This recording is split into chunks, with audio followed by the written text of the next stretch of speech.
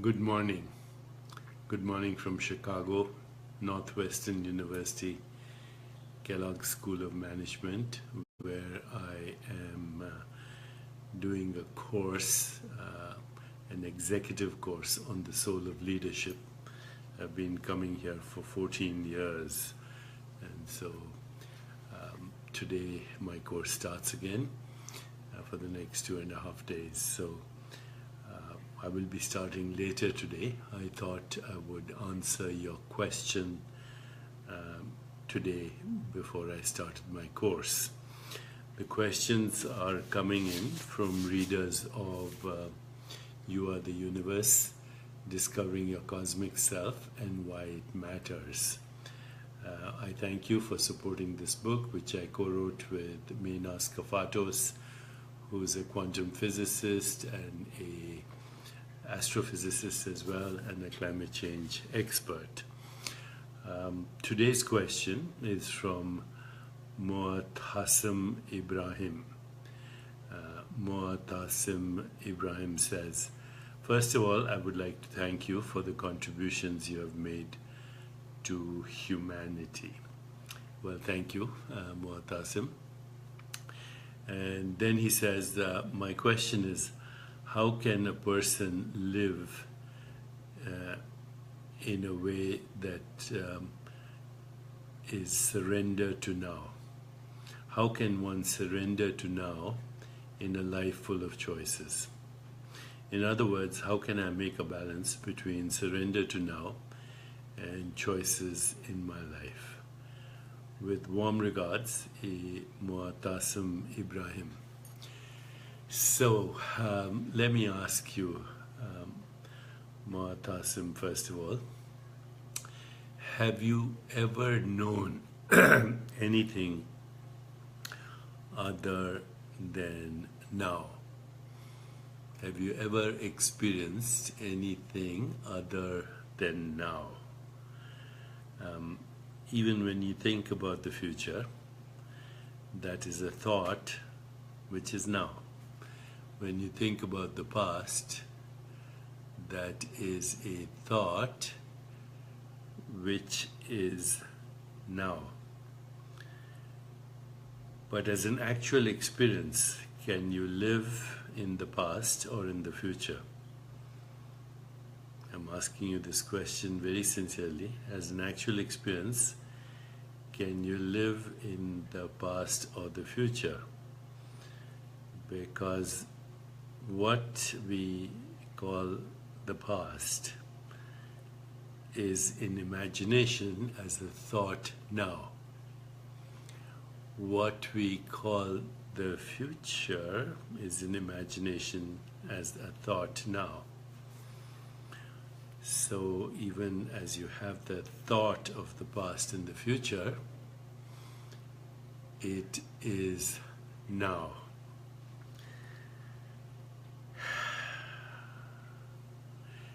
I really want you to understand this, because if you do, you'll be free. Now is not a moment in time. If it was, you'd see a now, and then another now, and then another now. Do you experience a succession of nows, or do you only experience now? Is now something that is born in time and then dies in time, right? So there is only now, and now is the awareness that we call being. Now is the experience that we call I exist. Now is the experience that we call I am. Similarly, here is not a location in space. Here is not a location in space. I am here. Just try to understand that statement. I am here.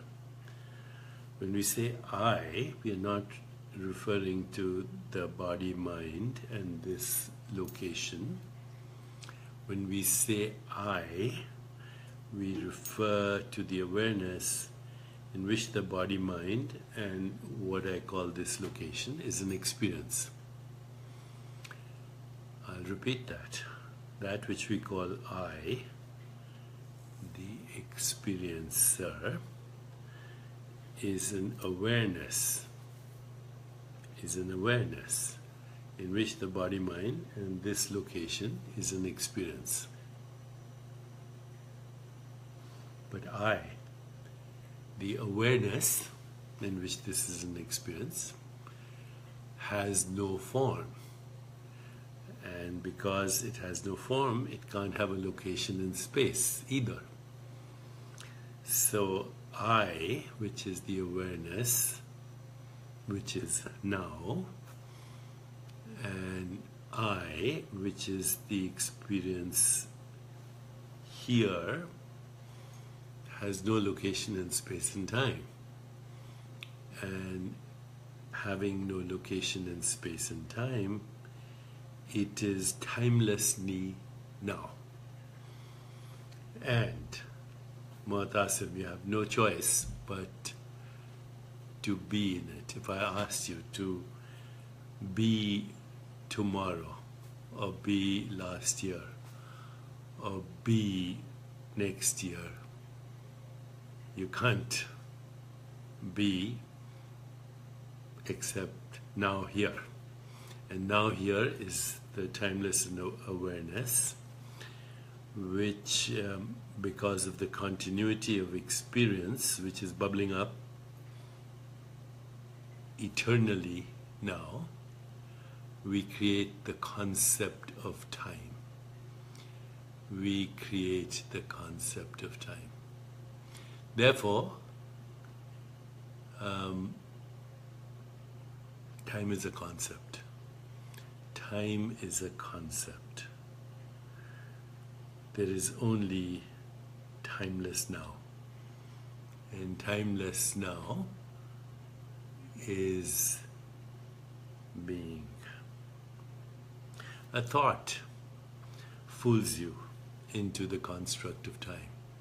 In fact, the great Indian teacher, Krishnamurti, would say that time is the movement of thought. That's all it is. And thought, of course, is a modified form of consciousness itself. So when thought arises, it creates a subject-object split, and then thought creates time as a concept. But time actually doesn't exist. However, I haven't still answered your question about how can I balance between surrender to now and the choices in my life. And I'll do that in a construct called 15 seconds.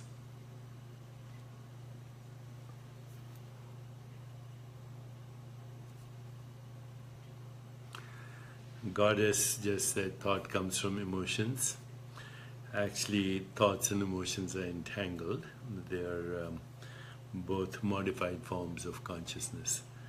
Thought is an interpretation of experience, but it's also something that divides awareness into subject and object, because that's how experience occurs. Awareness knows itself as both the subject and object of experience. Okay, so Muatasam Abraham's question needs to be addressed.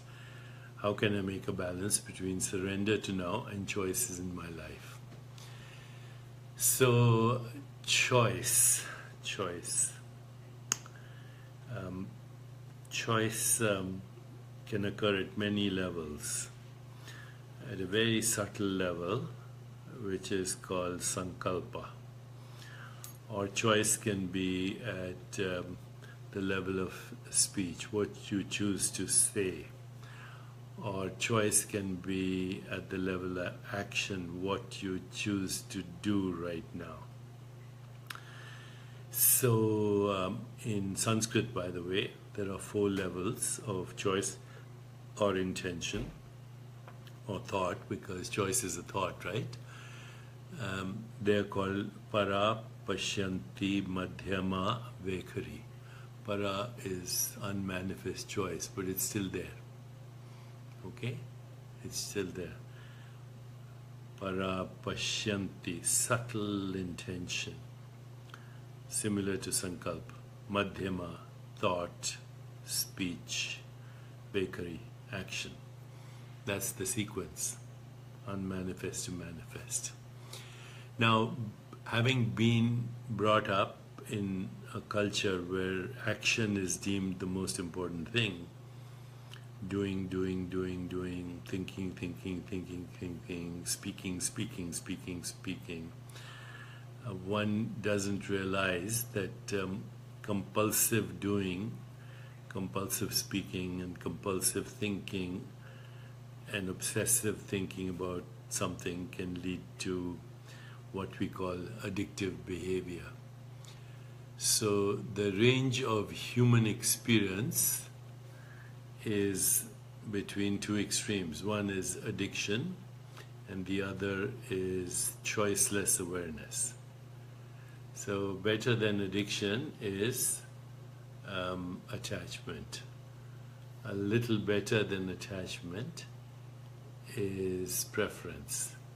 A little better than preference is intention. A little better than intention is subtle intention or sankalp. And supreme above all is choiceless awareness. This is the range. In choiceless awareness, you are basically allowing the universal intelligence to unfold through you. And that is the highest level of being. And over here there is spontaneous right action, spontaneous right intention, which is based on intuition, where there is no anticipation, where there is no regret, where there is no resistance, where there is just this moment and you flow with the moment. And this is also in Sanskrit called Ritam Bhara Pragya. Your consciousness and universal consciousness are one, and you flow with the elements and forces of the universe acting spontaneously through you. Spontaneous right action, spontaneous right intention, intuitive thinking, and the state of flow. This would be the highest. This would be also resulting in the richness of experience which is otherwise obscured with thought. This would give you as close an experience of timelessness and effortlessness, and it would be living in joy. So this is something that you need to be grounded in. It's also called Ritam Bhara Pragya. Established in the rhythms of the cosmos, I flow. Or Yogast Kuru Karmani, established in yoga, in being, in source, I take action. So this would be joyful living. Otherwise, so many choices, so many distractions, so many stresses that come. Should I do this? Should I do that? Should I choose this? Should I choose that? So start to actually feel your body and go with sensations that produce joy in the moment. Start to be grounded in being and timeless awareness, and go with the spontaneity of whatever at a very subtle level feels joyful, loving, compassionate, that gives you a sense of beauty, harmony, love, truth, goodness, and flow. And then you will make all the difference in the world, because your presence will be enough to make a difference. Presence is spirit, obscured usually by thought, by feeling, by imagination, and by distraction.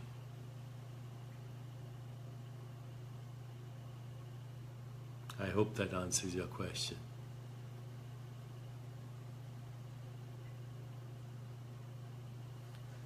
Take care.